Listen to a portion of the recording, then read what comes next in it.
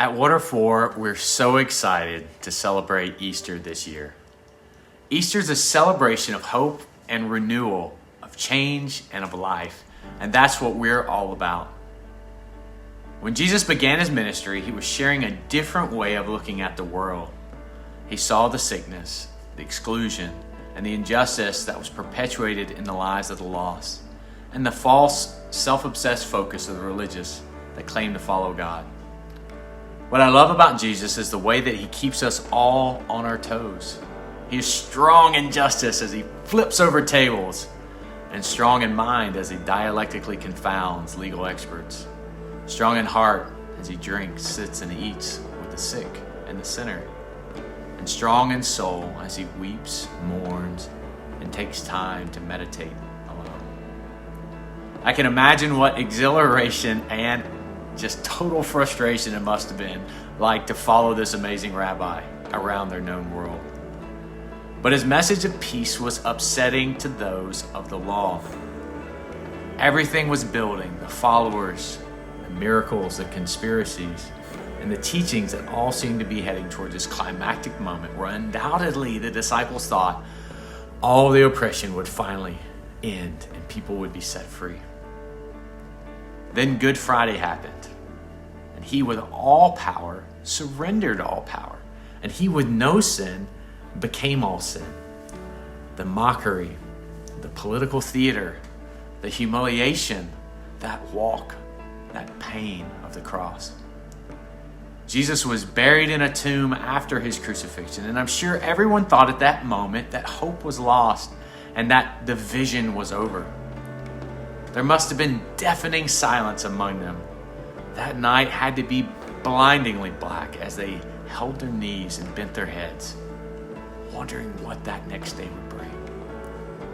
But it is always darkest before dawn.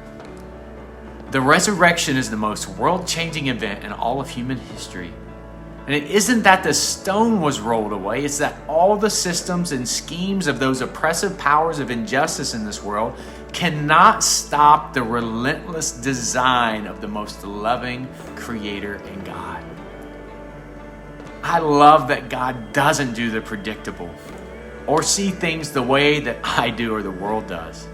I love that when Christ came back, he folded up his clothes, went for a walk, talked to women of no social standing, some strangers, and then passing through a wall, visited his friends in the upper room. And that's what hope looks like. Unexpected awesomeness. The resurrection we celebrate means we too can walk from our own tombs of condemnation, of shame, of loneliness and loss. He's there with us. He's been there. And he's ready to help us fold up our burial clothes, or sometimes just our morning jammies, so that we can step out in the light. The promise we have this Easter is so bold. It's that when times are dark and we're cut off from everyone, that resurrection is around the corner. Not that there won't be darkness, but that there is great promise that the poor will indeed be glad. The meek will inherit the earth. That springs will pour forth in the desert and sorrows will be turned into dancing because Jesus is here. This Easter, I'm so grateful for our risen King, for the work of the church and his people to serve and uplift the poor, and for the immense freedom we have in the power and promise of this life into the next life through the death, burial, and incredible resurrection of Jesus our King. So from me, Matt Hangen, on behalf of the over 500 people in Water 4's network across the world, we wish you a very happy Easter. Praise God, for he is good. For Jesus is risen, and he is King.